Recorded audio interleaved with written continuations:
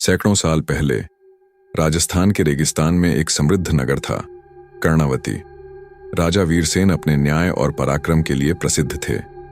नगर में वैभव था, व्यापार फल फूल रहा था और लोग सुखी थे।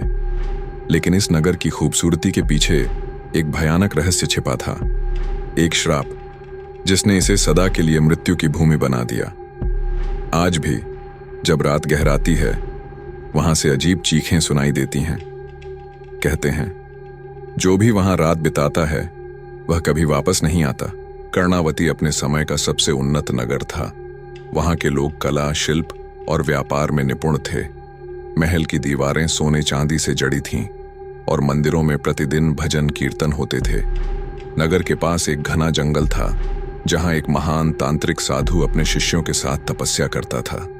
वह नगर के लोगों को धर्म और सद्मार्ग पर चलने की शिक्षा देता था। लेकिन राजा वीरसेन को यह पसंद नहीं था। वह चाहता था कि नगर में सिर्फ उसकी पूजा हो। एक दिन राजा के कुछ सैनिक नशे में चूर होकर उस तांत्रिक के आश्रम में पहुंच गए। उन्होंने मजाक मजाक में उसकी कुटिया को आग के हवाले कर दिया। उस आग में साधु की बेटी जलकर मर गई। जब साधु ने अपनी बेटी की जली हुई लाश देखी तो उसके क्रोध की सीमा नहीं रही। साधु ने नगर की ओर देखा और गरजते हुए कहा, वीरसेन, तुमने अधर्म किया है, अब यह नगर जीवित नहीं रहेगा। उसने अपने खून से रेत पर एक भयानक तांत्रिक यंत्र बनाया और श्राप दिया। जिस नगर के राजा ने धर्म का अपमान किया, वह नगर सदा के लिए अंधकार में डूब जाएगा। इतना कहकर वह साधु अदृश्य हो गया। श्राप का प्रभाव। श्राप के कुछ ही दिनों बाद नगर में अजीब घटनाएं होने लगीं। रात में लोग गायब होने लगे। महल में अजीब परछाइयां दिखने लगीं। बच्चे जन्म लेते ही मर जाते। खेतों की फसल काली पड़ने लगी। नगर में भय और आतंक फैल गया।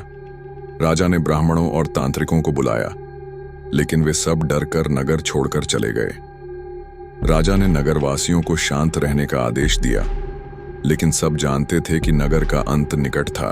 अमावस्या की रात पूरा नगर भयानक चीखों से गूंज उठा। हवा में अजीब मंत्र गूंजने लगे। मिट्टी से काले धुएं की लपटें निकलने लगीं।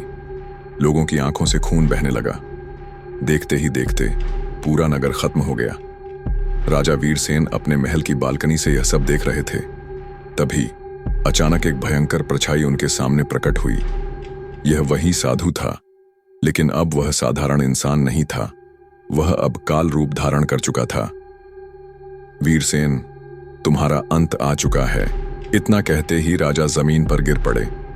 उनकी आंखें सफेद हो गईं, शरीर सूख गया और देखते ही देखते वे मिट्टी में बदल गए। सुबह जब पड़ोसी राज्यों के लोग वहां पहुंचे तो कर्णावती पूरी तरह वीरान थी। न कोई राजा, न प्रजा, न महल, सिर्फ रेत और हड्डियां। आज भी कर्णावती की वीरान जमीन पर कोई कदम नहीं रखता। कहते हैं अगर कोई रात में वहां जाता है तो उसे राजा वीरसेन के सैनिकों की परछाइयां दिखती हैं। रात के समय वहां से अब भी चीखें और मंत्रोच्चारण सुनाई देते हैं।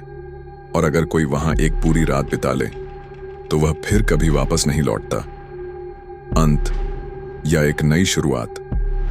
अगर आपको यह कहानी पसंद आई तो इसे लाइक करें, शेयर करें और हमारे चैनल को सब्सक्राइब करना ना भूलें। ऐसी ही और रोमांचक और डरावनी कहानियों के लिए बेल आइकन दबाएं। धन्यवाद।